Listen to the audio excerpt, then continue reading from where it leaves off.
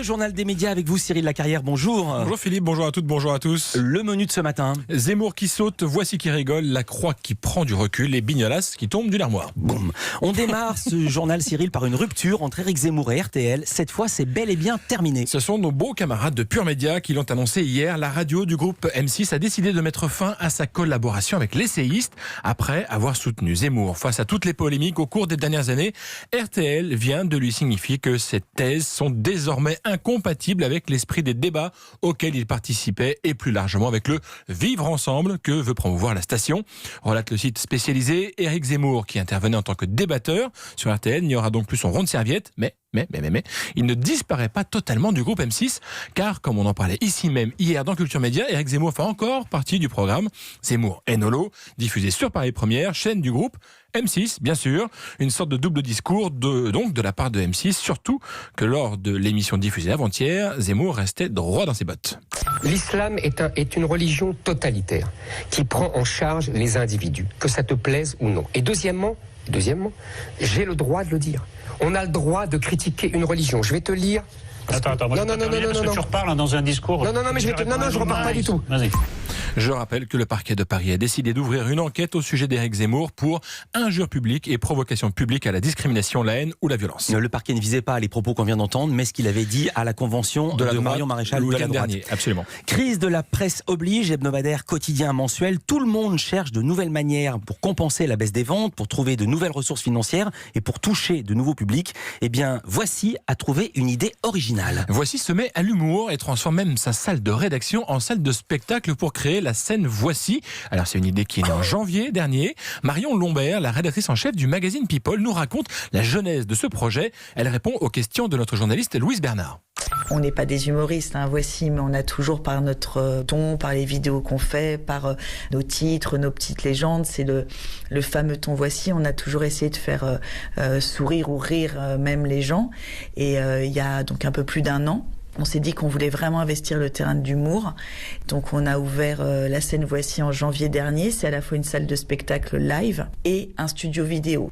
Le principe est donc simple. Un jeudi sur deux, la rédaction de Voici se métamorphose en salle de stand-up avec deux artistes, inconnus et un débutant, à qui Voici a décidé de donner les moyens de se faire découvrir. On retourne écouter Marion Lombert.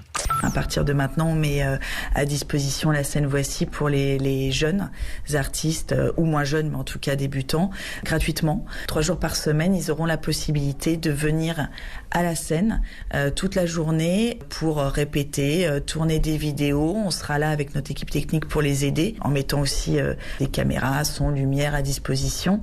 Et ça va s'appeler la résidence Voici. Pour cette première de la saison, ce sont l'humoriste belge Walter et Laura Calu qui ont ouvert les hostilités. Et vous les retrouvez donc bientôt sur voici.fr. Et Philippe, vous le disiez en lançant ce sujet, ce genre d'initiative permet aussi aux marques de presse de diversifier leurs activités, un aspect devenu crucial pour les marques d'information. On essaie toujours d'avoir un coup d'avance, que les lectrices ou les consommateurs de nos marques n'aient pas l'impression, c'est un peu comme dans un couple, s'ils commencent à s'ennuyer, ils vont vite partir. Donc l'idée, c'est de toujours remettre un peu de piment dans la relation. On injecte toujours de la nouveauté sur Voici. On fait des nouveaux hors-séries.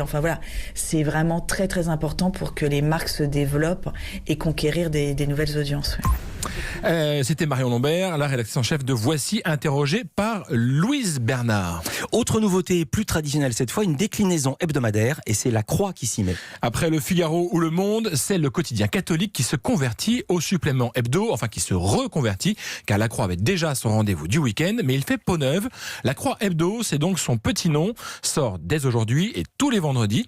On écoute Anne Ponce, sa directrice, nous dire ce qu'elle veut raconter avec ce magazine. Elle est interrogée par Alexandre Omar. On a voulu prendre en compte les nouvelles façons de s'informer aujourd'hui. On est tous saturés d'infos. Donc le côté info en direct, ce service-là est rendu. Nous, on a senti monter de la part des publics la volonté de se dire « Oula, par rapport à ce flot d'infos qui me submerge, j'ai envie aussi d'espace de respiration et d'espace pour prendre un peu de recul. » Et pour réussir à souffler et prendre du recul, la Croix Hebdo a décidé de faire des choix et donc de faire l'impasse sur une partie de l'actualité. Il y a peu de sujets dans ce numéro qui fait 68 pages, mais des questions qui sont traitées en profondeur. Donc on revient sur l'actualité, pas l'actualité la plus chaude, pas forcément les polémiques de la semaine, mais des sujets qui sont dans l'air du temps et dans l'actualité.